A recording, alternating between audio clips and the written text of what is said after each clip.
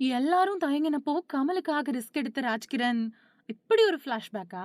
என் ராசாவின் மனசிலே திரைப்படத்தின் மூலமா நடிகரா மாறினவர் தான் ராஜ்கிரண். அந்த படத்த தயாரிச்சதும் அவர்தான். ராமராஜன வச்சு அந்த படத்த எடுக்க நினைச்சாரு ராஜ்கிரண். ஆனா ராமராஜனோட கால் ஷீட் கிடைக்கல. கஸ்தூரி ராஜா சொன்ன கதை ராஜ்கிரனுக்கு ரொம்பவே பிடிச்சிருந்தது. இது தொடர்பா ஆலோசனை பண்ணக்கூடிய ராஜ்கிரனும் கஸ்தூரி ராஜாவும் இளையராஜா கிட்ட போனாங்க. அப்போ நீங்களே ஹீரோவா நடிங்க அப்படின்னு ராஜ்கிரனை பார்த்து சொன்னவர் இளையராஜா. அவர் கொடுத்த நம்பிக்கையில தான் நடிகரா மாறினாரு. படமும் சூப்பர் டூப்பர் ஹிட். அந்த படத்துல ராஜா போட்டு கொடுத்த பாட்டும் செம்ம ஹிட். அதுலயும் ராஜா பாடின பெண் மனசு ஆழமென்று ஆம்பளைக்கு தெரியும் பாட்டு பட்டி தொட்டி எல்லாம் பிரபலமாச்சு. அதுக்கப்புறமா ராஜ்கிரண் அவரே இயக்கி சில படங்கள்ல நடிச்சாரு.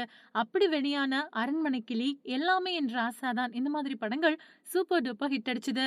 தன்னோட படம் வெளியாகிறப்போ ராஜ்கிரண் படம் வெளியானா ரஜினியே அவரை தொடர்பு கொண்டு உங்க படம் ரிலீஸ தள்ளி வைக்க முடியுமா அப்படின்னு கேட்ட சம்பவங்கள் கூட நடந்துச்சு. சில படங்கள்ல ஹீரோவா நடிச்ச ராஜ்கிரண் ஒரு கட்டத்துல குணச்சித்திர நடிகரா மாறினாரு. அதுக்கப்புறமா அவரு பல படங்கள்ல நடிச்சாரு. சண்டைக்கோழி, மஞ்சப்பை, பாண்டவர் பூமி, கொம்பன் அப்படின்னு அவர் நடிச்ச பல படங்களும் ஹிட் அடிச்சது.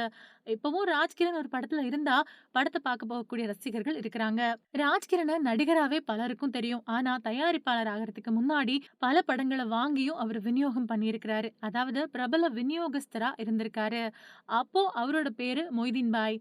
பாரதி ராஜா இயக்குன முதல் படமான 16 வயது நிலை படம் உருவானப்போ அந்த படத்தை வாங்குறதுக்கு விநியோகஸ்தர்கள் யாருமே முன் வரல. அதுக்கு காரணம் அந்த படத்துல கமல் வெறும் கோமணம் கட்டிட்டு நடிச்சிருப்பாரு. இத ரசிகர்கள் ஏத்துக்க மாட்டாங்க. படம் ஓடாது அப்படின்னு விநியோகஸ்தர்கள் நினைச்சாங்க. ஆனா அந்த படத்தை நம்பி வாங்கி அதுல லாபமும் அடைஞ்சது அப்போ மொய்தீன் பாயா இருந்த ராஜ்கிரண் தான். 1977வது வருஷம் வெளியான 16 வயது நிலை படம் இயக்குனர் பாரதி ராஜாவோட முதல் படம். இந்த படத்துல ரஜினி, கமல்ஹாசன், ஸ்ரீதேவி, காந்திமதி, சத்யராஜ், கவுண்டமணி அப்படின்னு நிறைய பேர் நடிச்சிருக்காங்க. அந்த காலத்திலேயே அதிகமா அவுட்டோர் ஷூட்டிங்ல எடுத்த படம் இது. 175 நாட்கள் வெற்றிகரமா ஓடிச்சு. இந்த படம் மயில் அப்படின்னு சொல்லப்படக்கூடிய கேரக்டரோட வாழ்க்கையில நடக்கக்கூடிய விஷயங்களை சொல்றதால இந்த படத்துக்கு முதல்ல மயில் அப்படின்னு தான் பேர் வைக்கப்பட்டுச்சு. தயாரிப்பாளர் ராஜகண்ணு கிட்ட போனதுக்கு அப்புறம் தான் இந்த படம் 16 வயதிலே அப்படின்னு பேர் மாத்தி வைக்கப்பட்டுச்சு.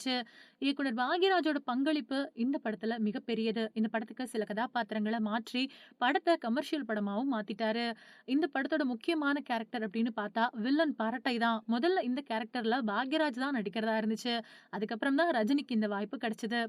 இந்த படத்துல முதல்ல காமெடி காட்சிகள் எழுதப்படவே இல்லை. அதுக்கப்புறமா கதையோட சுவாரஸ்யத்தை மெருகேத்துறதுக்காக உதவி இயக்குனர் பாக்யராஜ் கவுண்டமணி கதாபாத்திரத்தை உருவாக்கி இருப்பாரு. தமிழ்ல வெற்றியை தொடர்ந்து தெலுங்கு, ஹிந்தி, மலையாளம், கன்னடம் அப்படின்னு மொழிபெயர்க்கப்பட்ட எல்லா மொழிகள்லயுமே இந்த படம் மிகப்பெரிய ஹிட் அடிச்சது. 16 வயது நிலை தமிழ் சினிமாவில் ரொம்ப பெரிய மைல்கல்.